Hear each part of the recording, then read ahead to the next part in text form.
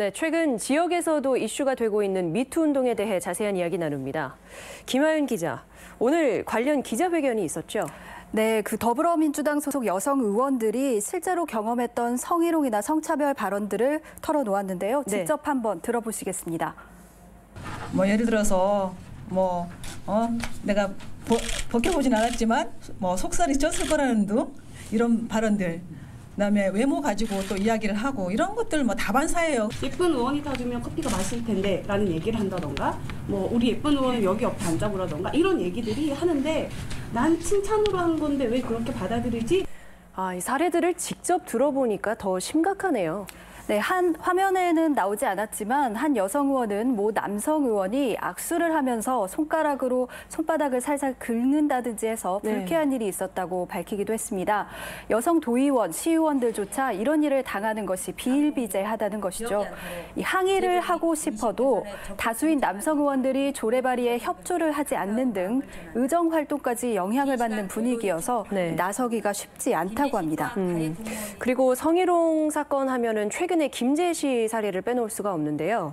성희롱을 한 간부 공무원이 승진을 해서 논란이 되고 있죠. 네, 그 문제에 대해서 오늘 여성단체가 성명을 내는 등 각계에서 승진을 철회하라는 요구가 잇따르고 있습니다. 하지만 김제시는 문제의 심각성을 모르는 것 같습니다. 승진 과정에서 나오는 잡음의 하나로 취급하면서 아니란 인식을 보이고 있는데요.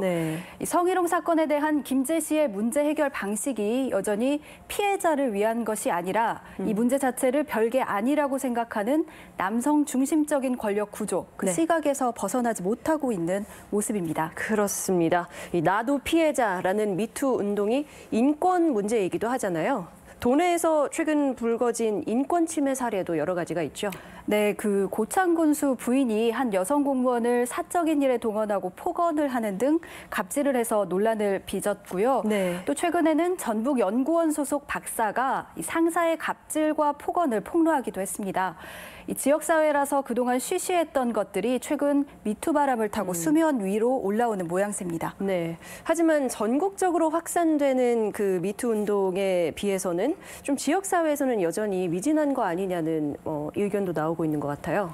네, 이런 문제를 해결하기 위해 이제 전라북도 인권센터라는 것이 지난해 설치가 됐는데요. 이미 불거진 문제들조차 소극적으로 대응하고 있다는 지적입니다. 또 시민사회단체나 노동조합의 활동이 적은 시군의 경우 상대적으로 문제가 잘 확산되지 않는 경향도 있습니다. 이 공직사회부터 이런 성희롱이나 인권침해 문제가 제대로 조사되고 처벌받는 모습을 보여야 할 것 같습니다. 또 도내에도 조만간 직장 갑질 129 센터가 시민사회 단체 중심으로 꾸려질 예정이라고 합니다. 성희롱이나 갑질 피해를 당하신 경우에 관심을 기울이시면 좋을 것 같습니다. 네, 오늘 말씀 잘 들었습니다.